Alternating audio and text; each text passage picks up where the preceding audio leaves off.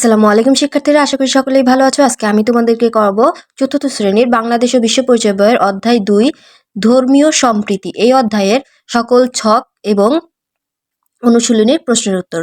ভিডিওটাকে স্কিপ করে দেখবে না। আর তোমরা যদি কেউ প্রথমবার আমার ভিডিও দেখে থাকো, ফেসবুক থেকে দেখে থাকলে অবশ্যই পেজটি ফলো করে রাখবে এবং ইউটিউব থেকে দেখলে চ্যানেলটি সাবস্ক্রাইব করে দিবে। আর এই ভিডিওটাতে অবশ্যই একটি লাইক করে দিবে। দেখো শিক্ষার্থীরা, প্রথমে কি আছে? অধ্যায় 2 ধর্মীয় সম্প্রীতি। নাম্বার 1 ধর্ম ও ধর্মীয় সম্প্রীতি। এখানে দেখো 4টি ছবি দেওয়া আছে। এখানে প্রথম ছবিতে নামাজ পড়ছে, তারপর দ্বিতীয় ছবিতে হচ্ছে দুর্গাপূজা হচ্ছে, তৃতীয় ছবিতে হচ্ছে বৌদ্ধরা পূজা করছে বৌদ্ধদেবের, তারপর 4 নম্বর ছবিতে দেখো যীশু খ্রিস্টের পূজা করছে খ্রিস্টানরা। এখন নিচে কি বলেছে দেখো। নাম্বার ক ছবিগুলো পর্যবেক্ষণ করে অভিজ্ঞতার আলোকে কোন ছবি কোন ধর্মের তা নিচের শূন্যস্থানগুলোতে লিখি। ছবিগুলো কিন্তু আমরা দেখে বুঝতে পারছি এটা কোনটা কোন ধর্মের। এটাই হচ্ছে আমাদের অভিজ্ঞতা। আর অভিজ্ঞতার আলোকে এখন আমরা এই নামগুলো লিখব। প্রথম ছবিটা কি ছিল? মুসলিম, তাহলে এখানে হবে মুসলিম ধর্ম। দ্বিতীয় ছবিতে ছিল দুর্গাপূজা, এজন্য এখানে হবে হিন্দু ধর্ম। তৃতীয় ছবিতে বৌদ্ধদেবের পূজা করছিল, এজন্য এটা হবে বৌদ্ধ ধর্ম। আর 4 নাম্বারটা হবে খ্রিস্ট ধর্ম। এর পরবর্তী দেখো, এবার দেখো পৃষ্ঠা নাম্বার 10। পৃষ্ঠা নাম্বার 10-এর উপরে একটি গল্প আছে। এই গল্পটি তোমরা অবশ্যই পড়ে নিবে। তার নিচে কি আছে দেখো। নাম্বার খ উপরের গল্পটি পড়ে ধর্মীয় সম্প্রীতির গুরুত্ব সম্পর্কে 4টি বাক্য লিখি। নাম্বার গতে আছে দেখো, নিচের বাক্যগুলো পড়ি, একমত হলে পাশে টিক চিহ্ন দিই এবং একমত না হলে আমার মতামত লিখি। আচ্ছা, তাহলে চলো শিক্ষার্থীরা আমরা এই খ আর গ নাম্বার দেখে নিই। দেখো শিক্ষার্থীরা, নাম্বার খ উপরের গল্পটি পড়ে ধর্মীয় সম্প্রীতির গুরুত্ব সম্পর্কে 4টি বাক্য লিখি। 1 ধর্মীয় সম্প্রীতির মানুষের মধ্যে পারস্পরিক ভালোবাসা ও সহযোগিতা সৃষ্টি করে।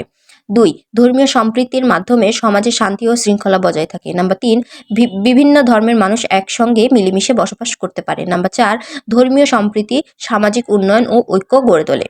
নাম্বার গতে কি ছিল? নিচের বাক্যগুলো পড়ি, একমত হলে পাশে টিক চিহ্ন দিই এবং একমত না হলে আমার মতামত লিখি। দেখো বিবৃতি কি ছিল? প্রথম 1 ধর্মীয় সম্প্রীতির মাধ্যমে পারস্পরিক সুসম্পর্ক গড়ে ওঠে। এটা সত্য কথা, এজন্য আমি এখানে টিক চিহ্ন দিয়েছি, মানে একমত। নাম্বার 2 ধর্ম নিয়ে বাড়াবাড়ি সমাজে বিশৃঙ্খলা সৃষ্টি করে না। এটাই আমি একমত নই, কারণ ধর্ম নিয়ে বাড়াবাড়ি সমাজে বিশৃঙ্খলা সৃষ্টি করে, এজন্য এখানে ক্রস দিয়েছি আর এখানে লিখেছি একমত নই। নাম্বার 3 ধর্ম বর্ণ নির্বিশেষে সকলের সহাবস্থানের মাধ্যমে সমাজে উন্নয়ন হয়। সঠিক, এজন্য আমি এখানে টিক চিহ্ন দিয়েছি। নাম্বার 4 ধর্মীয় সম্প্রীতির মধ্য দিয়ে সহযোগিতার মনোভাব তৈরি হয়। এটাও সঠিক, একমত আমি, এজন্য এখানে টিক চিহ্ন দিয়েছি। নাম্বার 5 সমাজে শান্তিপূর্ণ পরিবেশ গড়ে তুলতে ধর্মীয় সম্প্রীতি গুরুত্বপূর্ণ নয়। এটা ভুল, কারণ সমাজে শান্তিপূর্ণ পরিবেশ গড়ে তুলতে ধর্মীয় সম্প্রীতি গুরুত্বপূর্ণ। তাই আমি একমত নই, এজন্য এখানে আমি ক্রস দিয়েছি আর এখানে লিখে দিয়েছি একমত নই। এর পরবর্তীতে কি আছে দেখো, পৃষ্ঠা নাম্বার 11। পৃষ্ঠা নাম্বার 11-র উপরে দেখো এই কিছু লেখা আছে। এই লেখাগুলো তোমরা অবশ্যই পড়ে নিবে। আর নিচে দেখো একটি ছক দেওয়া আছে। নাম্বার ঘ উপরের বিবৃতিগুলো পড়ে ধর্মীয় সম্প্রীতি রক্ষায় আমি কি করব তার তালিকা তৈরি করি। চলো শিক্ষার্থীরা আমরা এটা দেখে নিই। দেখো শিক্ষার্থীরা, পৃষ্ঠা নাম্বার 11-তে কি ছিল? নাম্বার ঘ উপরের বিবৃতিগুলো পড়ে ধর্মীয় সম্প্রীতি রক্ষায় আমি কি করব তার তালিকা তৈরি করি। তোমরা কিন্তু অবশ্যই এই বিবৃতিগুলো পড়ে নিবে। এবার নিচে দেখো এখানে কি লেখা ছিল? ধর্মীয় সম্প্রীতি রক্ষায় আমি যা করব। প্রথমটি দেওয়া ছিল সকল ধর্মের প্রতি শ্রদ্ধা পোষণ করব, ধর্ম নিয়ে বিদ্বেষমূলক কথা বলবো না, সামাজিক অনুষ্ঠানে সক্রিয়ভাবে অংশ নেব, সকলের সঙ্গে মিলেমিশে থাকব। এর পরবর্তীতে দেখো কি আছে, পৃষ্ঠা নাম্বার 12। পৃষ্ঠা নাম্বার 12-তে আছে নাম্বার 2 বিভিন্ন ধর্মীয় উৎসব ও সম্প্রীতিমূলক আচরণ। এখানে দেখো ঈদের নামাজ পড়ে সবাই কোলাকুলি করছে। এখানে দুর্গাপূজার দিন সবাই সিঁদুর খেলছে। 4 নম্বরে বুদ্ধদেবের পূজা করছে। 5 নম্বরে ক্রিসমাস বা বড়দিন পালন করছে। তাহলে এখানে কি লিখতে পারি আমরা?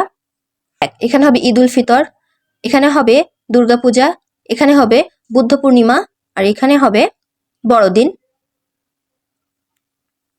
তার পরবর্তী পেজে দেখো কি আছে, পৃষ্ঠা নাম্বার 13। পৃষ্ঠা নাম্বার 13-তে এখানে দেখো 4টা বিবরণ লেখা আছে। তোমরা এই বিবরণগুলো পড়ে নিবে। নিচে দেখো কি আছে, নাম্বার খ উপরের বিবরণগুলো পড়ে বিভিন্ন ধর্মীয় উৎসবের বিশেষ দিকগুলো নিচে তালিকায় লিখি। এখানে 2টি অনুচ্ছেদ দেওয়া আছে আর নিচে আরো 2টি অনুচ্ছেদের নাম্বার দেওয়া আছে। এই উপরে 4টি অনুচ্ছেদ অনুযায়ী আমরা নিচে 4টি ছক পূরণ করব। তাহলে চলো শিক্ষার্থীরা আমরা এই 4টি ছক পূরণ করে দেখে নিই। দেখো শিক্ষার্থীরা, এখানে ছিল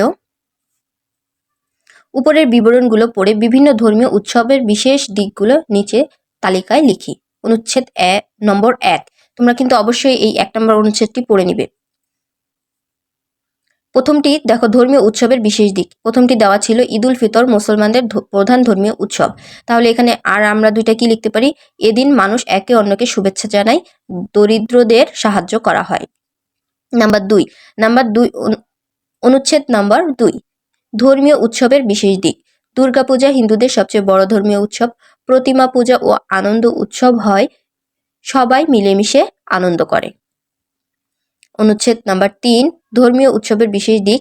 বুদ্ধ পূর্ণিমা বৌদ্ধদের প্রধান ধর্মীয় উৎসব। গৌতম বুদ্ধের জন্ম ও মহাপরিনির্বাণ স্মরণ করা হয়, শান্তি ও অহিংসার শিক্ষা দেওয়া হয়। অনুচ্ছেদ নাম্বার 4, বড়দিন বা 25শে ডিসেম্বর খ্রিস্টানদের প্রধান ধর্মীয় উৎসব। যীশু খ্রিস্টের জন্মদিন স্মরণ করা হয়, গির্জায় প্রার্থনা ও আনন্দ আয়োজন হয়। এর পরবর্তীতে নিচে দেখো কি দেওয়া আছে। এখন আজান হবে, তাই ঢাকঢোল বাজানো বন্ধ রাখি। কার্তিক। তারপরে আছে এই রাস্তা দিয়ে রথযাত্রা হবে, চলো রাস্তা ফাঁকা করি। আলম। তারপরে বড়দিনের অনুষ্ঠানে গিয়ে সান্টাক্লজের কাছ থেকে সুন্দর উপহার পেয়ে খুব খুশি হয়েছে। দীপা। আশ্বিনী পূর্ণিমায় সুমেধের বাড়িতে ফানুস ওড়ানো দেখে অনেক আনন্দ পেয়েছি। মারিয়া। তারপরে দেখো পৃষ্ঠা নাম্বার 15। পৃষ্ঠা নাম্বার 15তে কি আছে? এখানে নাম্বার গ, পূর্বের পৃষ্ঠার কার্তিক, আলম, দীপা ও মারিয়ার কথার আলোকে বিভিন্ন ধর্মের প্রতি শ্রদ্ধাশীল হয়ে ধর্মীয় সম্প্রীতির উপর একটি অনুচ্ছেদ লিখি। চলো শিক্ষার্থীরা আমরা এই অনুচ্ছেদটি লিখে দেখে নিই। দেখো এখানে কি দেওয়া আছে, পূর্বের পৃষ্ঠার কার্তিক, আলম, দীপা ও মারিয়ার কথার আলোকে বিভিন্ন ধর্মের প্রতি শ্রদ্ধাশীল হয়ে ধর্মীয় সম্প্রীতির উপর একটি অনুচ্ছেদ লিখি। ধর্মীয় সম্প্রীতি হলো বিভিন্ন ধর্মের মানুষের মধ্যে পারস্পরিক শ্রদ্ধা, সহনশীলতা ও সহযোগিতার সম্পর্ক। আমরা ভিন্ন ভিন্ন ধর্ম পালন করলেও সবাই মানুষ হিসেবে সমান। সমাজে শান্তি বজায় রাখতে একে অন্যের ধর্মীয় অনুভূতিকে সম্মান করা প্রয়োজন। ধর্ম নিয়ে বিদ্বেষ বা হিংসা সমাজে অশান্তি সৃষ্টি করে। তাই ধর্মীয় সম্প্রীতির মাধ্যমে মিলেমিশে বসবাস করাই একটি সুন্দর সমাজ গঠনের প্রধান শর্ত। এর পরবর্তীতে কি আছে দেখো, এখানে একটি অনুচ্ছেদ লেখা আছে। এই অনুচ্ছেদটি তোমরা অবশ্যই ভালো করে পড়ে নিবে। নিচে আছে নাম্বার ঘ, উপরের অনুচ্ছেদটি পড়ি এবং নিজ জীবনে এই গুণাবলী কিভাবে প্রয়োগ করতে চাই তা নিচের ছকে লিখি। চলো শিক্ষার্থীরা আমরা এই ছকটি পূরণ করে দেখে নিই। নাম্বার ঘ, উপরের অনুচ্ছেদটি পড়ি এবং নিজ জীবনে এই গুণাবলী কিভাবে প্রয়োগ করতে চাই তার নিচের ছকে লিখি। প্রতিবেশীর সাথে ধর্মীয় সম্প্রীতি যেভাবে রক্ষা করব। নাম্বার 1, প্রতিবেশীর সাথে মিলেমিশে থাকবো। 2, অন্য ধর্মের মানুষকে সম্মান করব। 3, ধর্ম নিয়ে কটূক্তি করব না। 4, সামাজিক ও ধর্মীয় অনুষ্ঠানে সহযোগিতা করব। এর পরবর্তীতে কি আছে দেখো, পৃষ্ঠা নাম্বার 16। পৃষ্ঠা নাম্বার 16তে আছে অনুশীলনী। নাম্বার ক, সঠিক উত্তরের পাশে টিক চিহ্ন দি। নাম্বার 1, সকল ধর্মের প্রতি শ্রদ্ধা প্রদর্শন করলে কি গড়ে উঠবে? অপশন কি কি দেওয়া আছে? অবকাঠামো, আর্থিক সম্পর্ক, আত্মীয়তা সম্পর্ক, ধর্মীয় সম্প্রীতি। সঠিক উত্তর হবে ঘ, ধর্মীয় সম্প্রীতি। নাম্বার 2, গৌতম বুদ্ধের জন্মদিন উপলক্ষে কোনটি উদযাপিত হয়? মধু পূর্ণিমা, প্রবারণা পূর্ণিমা, বুদ্ধ পূর্ণিমা, আশ্বিনী পূর্ণিমা। সঠিক উত্তর হবে নাম্বার গ, বুদ্ধ পূর্ণিমা। এর পরবর্তীতে কি আছে দেখো, নাম্বার খ, সত্য হলে তার পাশে দন্তস্ব ও মিথ্যা হলে তার পাশে মি লিখি। এখানে 4টি সত্য মিথ্যা দেওয়া আছে। যদি সত্য হয় তার পাশে দন্তস্ব এবং মিথ্যা হলে ময়রস্যি লিখতে হবে। চলো শিক্ষার্থীরা আমরা সত্য মিথ্যাটি লিখে দেখে নিই। দেখো শিক্ষার্থীরা, নাম্বার খ, সত্য হলে তার পাশে দন্তস্ব এবং মিথ্যা হলে তার পাশে ময়রস্যি লিখি। 1, ধর্মীয় সম্প্রীতির মাধ্যমে পারস্পরিক বৈরী সম্পর্ক গড়ে ওঠে। মিথ্যা, বৈরী মানে হচ্ছে বিরোধিতা, এরকম বোঝায়। তাহলে ধর্মীয় সম্প্রীতির মাধ্যমে বিরোধিতা বা খারাপ সম্পর্ক গড়ে ওঠে না, এজন্য এটা হবে মিথ্যা। নাম্বার 2, ধর্ম সমাজে বিশৃঙ্খলা সৃষ্টি করে। এটাও হবে মিথ্যা, কারণ ধর্ম সমাজে বিশৃঙ্খলা সৃষ্টি করে না। নাম্বার 3, কারো ধর্মীয় অনুষ্ঠান নিয়ে বিদ্রূপ করা উচিত নয়, এটা হলো সত্য। ধর্ম বর্ণ নির্বিশেষে সকলের সহাবস্থানের মাধ্যমে সমাজের উন্নয়ন হয়, এটা সত্য। এর পরবর্তীতে কি আছে দেখো, নাম্বার গ, বাম পাশের সাথে ডান পাশের মিল করি। বাম পাশ ডান পাশ, বাম পাশে কিছু লাইন লেখা আছে, তার সাথে এই লাইনগুলো মিলাতে হবে। চলো সেক্ষেত্রে আমরা এই মিলকরণটি করে দেখে নিই। এখানে কি আছে দেখো, নাম্বার গ, বাম পাশের সাথে ডান পাশের মিল করো। প্রথমটি কি ছিল, ইসলাম ধর্মের প্রধান ধর্মীয় উৎসব কোনটি হবে? ঈদ উল ফিতর। দেখো এখানে আমরা লিখেছি ইসলাম ধর্মের প্রধান ধর্মীয় উৎসব ঈদ উল ফিতর। হিন্দু ধর্মের প্রধান ধর্মীয় উৎসব হবে দুর্গাপূজা। হিন্দু ধর্মের প্রধান ধর্মীয় উৎসব দুর্গাপূজা। বৌদ্ধ ধর্মের প্রধান ধর্মীয় উৎসব হলো বুদ্ধ পূর্ণিমা। এখানে হবে বৌদ্ধ ধর্মের প্রধান ধর্মীয় উৎসব বুদ্ধ পূর্ণিমা। খ্রিস্ট ধর্মের প্রধান ধর্মীয় উৎসব হলো বড়দিন। খ্রিস্ট ধর্মের প্রধান ধর্মীয় উৎসব বড়দিন। এর পরবর্তীতে কি আছে দেখো, পৃষ্ঠা নাম্বার 17, নাম্বার ঘ, সংক্ষিপ্ত প্রশ্ন। 1, আমাদের সমাজে প্রচলিত ধর্মগুলোর নাম লিখো। 2, নিজ ধর্মের ধর্মীয় উৎসবগুলোর নাম লিখো। চলো শিক্ষার্থীরা আমরা সংক্ষিপ্ত প্রশ্নের উত্তর দুটো দেখে নিই। নাম্বার ঘ, সংক্ষিপ্ত প্রশ্ন। প্রশ্ন নাম্বার 1, আমাদের সমাজে প্রচলিত ধর্মগুলোর নাম লিখো। উত্তর, আমাদের সমাজে প্রধানত 4টি ধর্ম প্রচলিত রয়েছে, সেগুলো হলো 1, ইসলাম ধর্ম, 2, হিন্দু ধর্ম, 3, বৌদ্ধ ধর্ম ও 4, খ্রিস্ট ধর্ম। প্রশ্ন নাম্বার 2, নিজ ধর্মের ধর্মীয় উৎসবগুলোর নাম লিখো। উত্তর, আমার নিজ ধর্ম হলো ইসলাম ধর্ম। ইসলাম ধর্মের প্রধান উৎসব হলো ঈদ উল ফিতর, ঈদ উল আজহা, ঈদে মিলাদুন্নবী। তোমাদের যদি অন্য কোনো ধর্ম হয়ে থাকে তোমরা সেই ধর্মটি লিখে তোমাদের উৎসবগুলোর নাম লিখে দিবে। এর পরবর্তীতে দেখো কি আছে, নাম্বার উম, বর্ণনামূলক প্রশ্ন।